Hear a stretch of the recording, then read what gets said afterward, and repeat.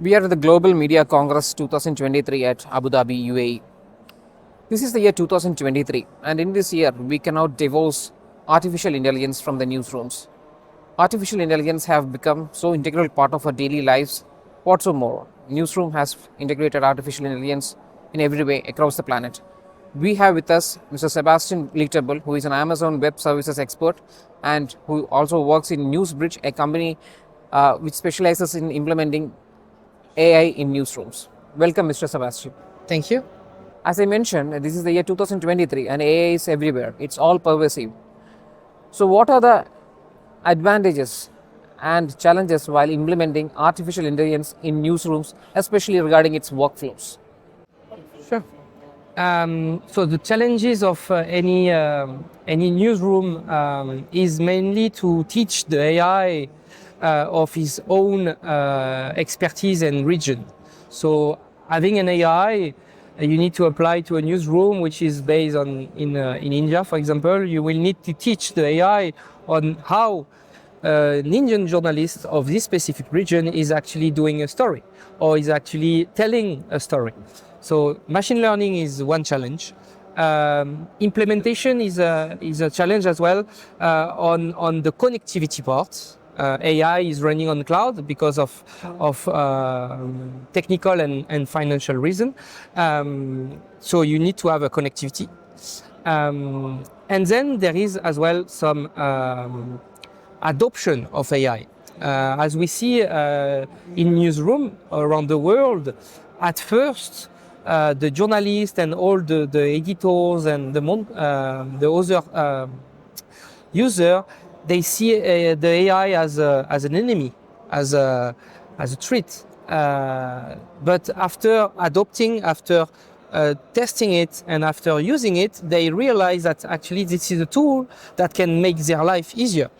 They can produce more, they can scale and propagate and amplify the message around the region, but as well around the world. Translation with AI is really easy now. So at the end, it's really a long path and a learning journey for all of us. How do you make sure that these AI tools that we use are completely unbiased and they're neutral? So that's so you have two different ways to proceed. Either you teach the machine your values, the way you are thinking, the way you want the AI to answer, to mimic yourself, to do as you will be doing as a human. So machine learning is really important.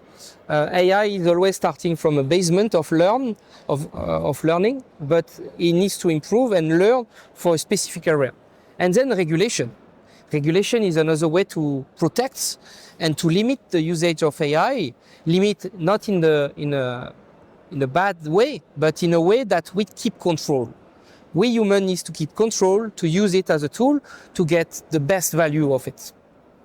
See, if you see in the last few years, you have seen a technology called Deepfake, which might have been created for good users, but now it's being used for negative outcomes.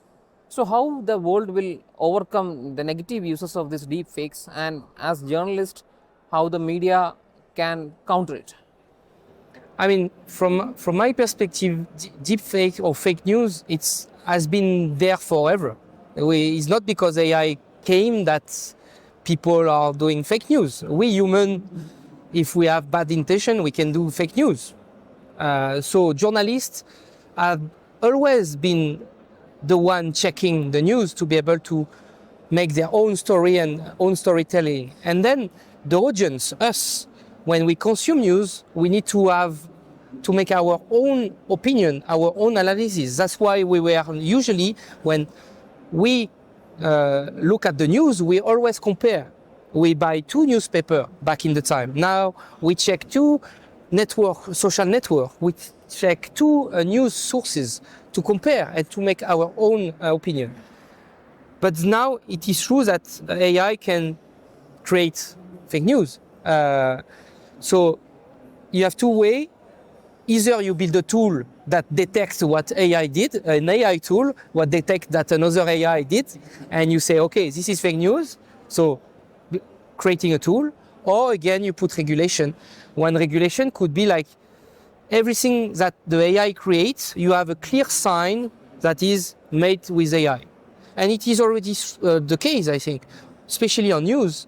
When you, time to time, when I read some news on digital agency, or I see on the bottom of the article made with the help of AI or made with AI. So it's already the case today. Yeah. When you say that you read two newspapers or we cross check, yes, as professionals we do it. People who are learned will do it.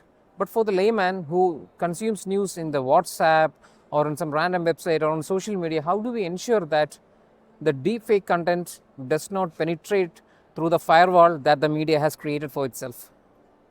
Yeah, if the question is how we babysit all the humans, we cannot. Clearly, we cannot babysit all the humans and make sure that every single human being is having the clear understanding of the news.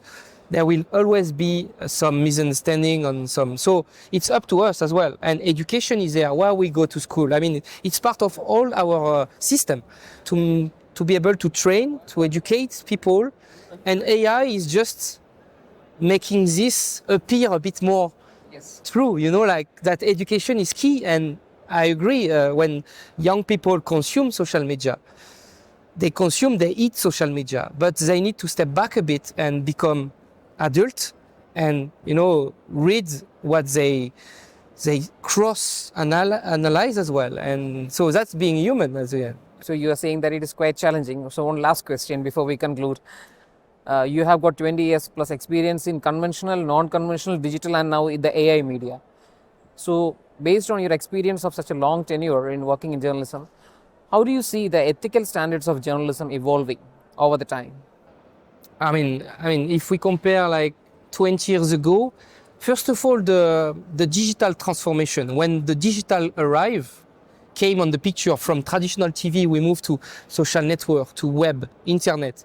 This was already a big change for the journalist. So because he had to create more and more content to address more and more outlets, more platforms. So what they did, they replicate. They take a story. This was story-centric. They take a story and they just make duplicates for Facebook, for YouTube, but it was the same story. Okay.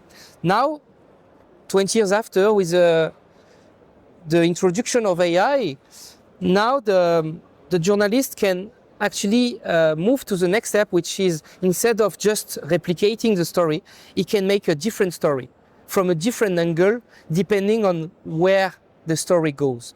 On Facebook, on Twitter, and the story might be different. Why? Because AI is helping to suggest him a different angle or different way to make the story. So this is to produce more.